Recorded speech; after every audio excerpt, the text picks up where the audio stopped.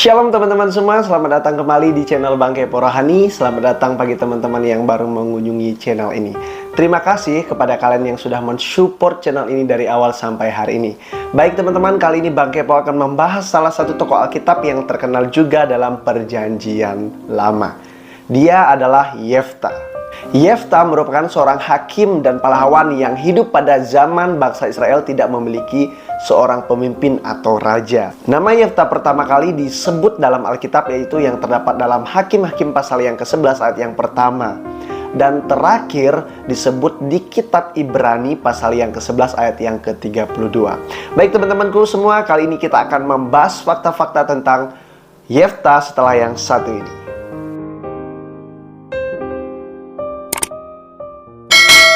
Fakta pertama, Yefta seorang anak dari perempuan sundal. Dalam Hakim-Hakim pasal yang ke-11 ayat yang pertama. Jadi pada saat itu teman-teman, Gilead yang merupakan ayahnya bersetubuh dengan ibunya yang dikatakan sebagai orang asing pada saat itu, dan pekerjaannya, maaf ya, sebagai pekerja seks. Jadi dalam hubungan gelapnya ini, seorang Gilead dan perempuan ini atau mamanya Yefta merupakan hubungan yang sebenarnya tidak direstui, sehingga lahirlah Yefta di tengah-tengah keluarga yang bisa dibilang Yefta ditolak. Fakta kedua, Yefta diusir dari keluarganya sendiri. Dalam Hakim-Hakim pasal yang ke-11 ayat yang kedua, di sana berbicara tentang bagaimana keluarganya yang merupakan keluarga resmi dari ayahnya tidak menerima kehadiran dari Yefta. Padahal Yefta ini merupakan kakak dari adik-adiknya yang mengusir dia. Oleh ketidaksenangan mereka langsung mengatakan kepada Yefta bahwa Yefta tidak akan pernah mendapat warisan dari orang tuanya, yaitu Gilead. Karena memang sebenarnya menurut garis keturunan atau budayanya, Yefta ini adalah seorang yang dianggap sebagai keluarga yang tidak sah. Jadi otomatis dia diusir dari keluarganya dan pergilah Yefta dari antara keluarganya. Fakta ketiga, Yefta diminta pulang untuk melawan Bani Amon. Dalam Hakim-Hakim pasal yang ke-11 ayat yang ke-6 sampai seterusnya. Jadi teman-temanku, di sini kita ketahui bahwa orang-orang yang hidup di Gilead atau keluarganya sendiri meminta kepada Yefta untuk pulang agar Yefta ini dapat menjadi pemimpin atas mereka untuk melawan Bani Amon. Karena pada saat itu juga mereka sedang didesak atau hidup mereka terancam oleh Bani Amon. Jadi otomatis yang mereka tahu bahwa Yefta ini seorang yang siap atau orang yang bisa memimpin bangsa Israel untuk berperang. Jadi mereka meminta kembali, walaupun sebenarnya harusnya malu ya. Tapi oleh karena Yefta ini tahu bahwa inilah kesempatan dia menunjukkan bahwa dirinya sangat-sangat berguna di keluarga tersebut dan tidak bisa diremehkan kembali. Namun sebelum dia mengiyakan, dia meminta satu syarat untuk mereka, agar mereka menerima Yefta sebagai pemimpin setelah Yefta mengalahkan Bani Amon. Fakta keempat, Yefta bernazar namun sebagai penyesalan. Dalam Hakim-Hakim pasal yang ke-11 ayat yang ke-29 sampai yang ke-40.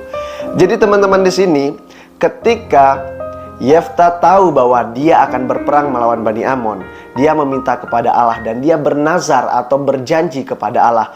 Ketika Allah menolong Yefta untuk menang melawan Bani Amon, maka dia akan mempersembahkan korban bakaran.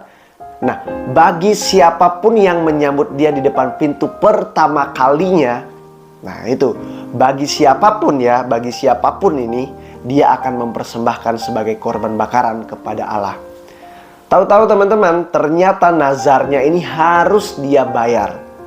Ternyata yang menyambut dia keluar, yang menyambut kedatangan Yefta ini sendiri adalah anaknya, anak perempuannya. Nah, karena dia sudah bernazar atau berjanji kepada Allah, bukan kepada manusia. Nah, di sini ya, dia buru-buru mengungkapkan nazarnya kepada Allah. Jadi pada saat itu teman-teman, Yefta yang sudah terlanjur berjanji kepada Allah harus mempersembahkan anaknya sebagai korban bakaran. Namun pada saat itu anaknya meminta izin kepada Yefta untuk pergi merenungkan atau meratapi keperawanannya bersama dengan teman-temannya. Setelah itu Yefta harus harus mempersembahkan sebagai korban bakaran sebagai pembayaran nazarnya. Nah, poinnya bagi kita adalah jangan terlalu buru-buru membuat nazar kalau itu hanya sebatas emosi kita, teman-teman. Berdoa kepada Allah, meminta hikmat kepada Allah agar kita tahu mestinya kita harus lakukan apa. Oke teman-teman, dan terakhir kita akan melihat di masa tuanya Yefta. Dikatakan bahwa setelah penyesalan itu, Yefta memimpin bangsa Israel sebagai hakim hanya sebatas 6 tahun saja. Pada akhirnya Yefta meninggal dunia sudah pada waktunya dan dia dikuburkan di daerah Gilead. Oke teman-teman, itu saja pembahasan kita mengenai fakta-fakta tentang Yefta.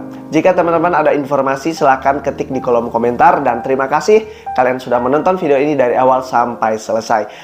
Tuhan Yesus memberkati, salam kepo rohani.